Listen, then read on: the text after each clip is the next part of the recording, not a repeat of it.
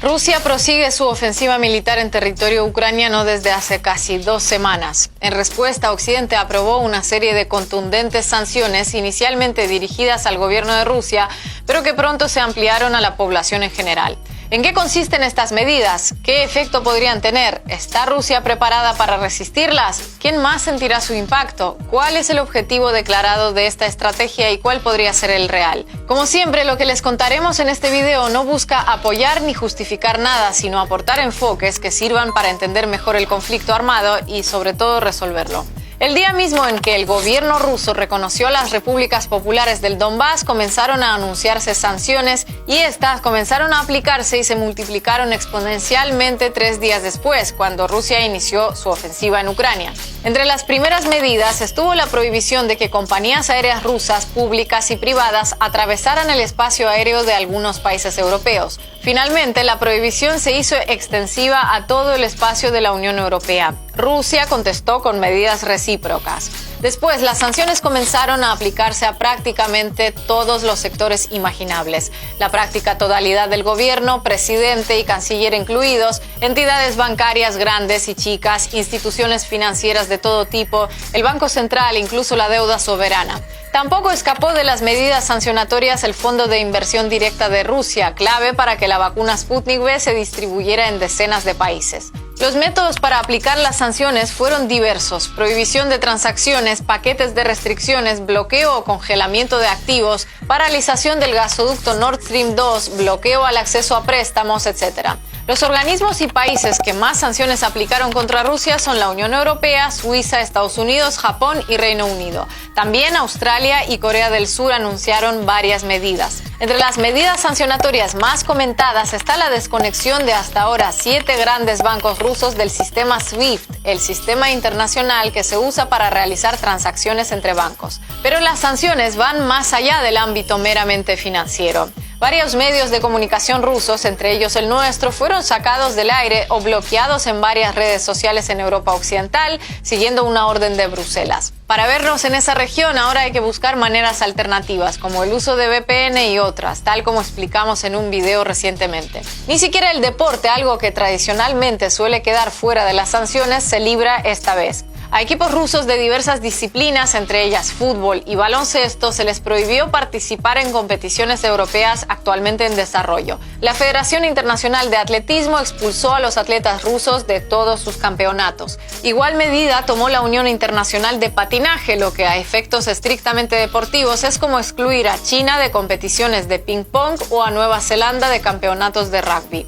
Hasta la participación de los atletas paraolímpicos rusos presentes ahora en Pekín para los Juegos Olímpicos de Invierno fue prohibida por el Comité Olímpico Internacional.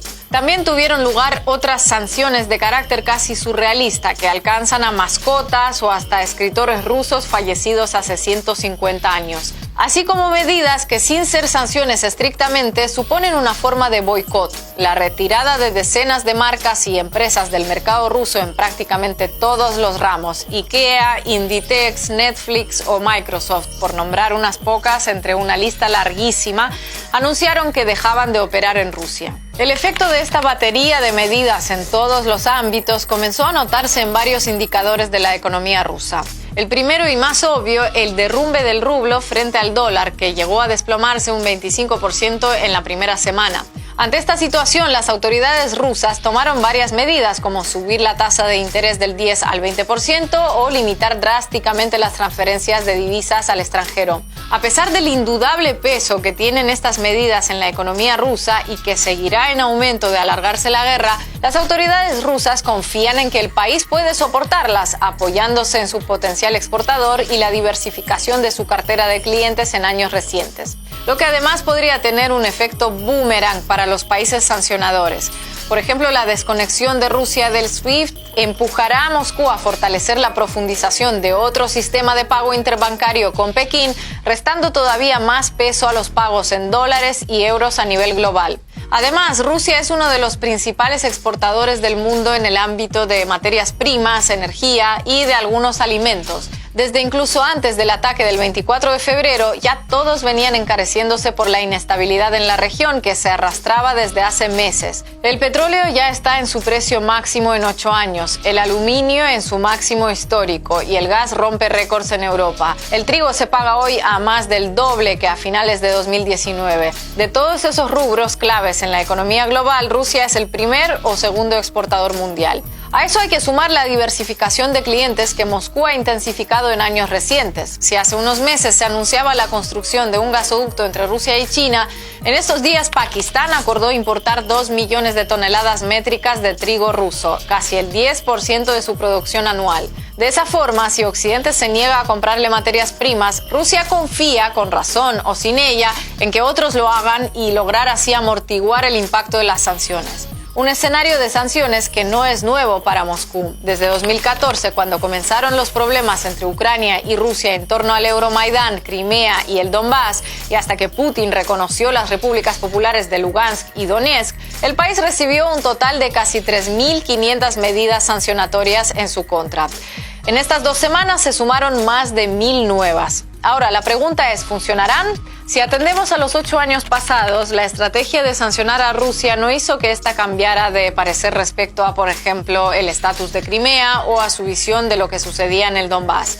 Más bien al contrario, pero no hay comparación entre aquellas y estas sanciones, por lo que Occidente apuesta a que acelerando y profundizándolas logrará que el Kremlin recule en su ofensiva hacia Kiev.